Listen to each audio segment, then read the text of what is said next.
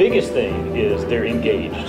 They're engaged 100% of the time. They come in, they're faced with a problem, and what I do is I try to ensure that every day, every lesson, every time, that they have a problem they are faced with that is related to the real world. So it's got a context, they collaborate, they figure it out together, and therefore they have deeper thinking skills in place. And that's all within the framework of what the Common Core is saying to do.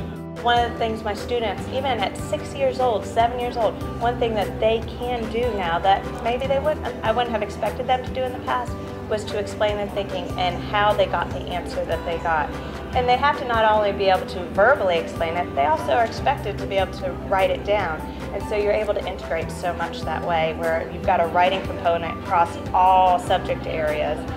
Because they know they have to write and read in math, they know they have to write and read in science, and then do the same thing in social studies. It doesn't matter what area of study we're in, there are certain things that are expected throughout.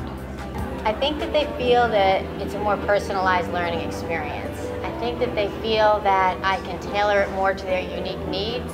And again, it promotes equity. It gives an equal learning opportunity to every student in the classroom because they've come in from the year before and they've learned the things that they need to do to be prepared. They all have had different teachers, but they've come in equal. I actually think it makes them better people. They, for once, finally understand why education is important and the various different ways, the various facets that information can be taken. And not only information and content, but skills can be acquired and then deployed in different settings.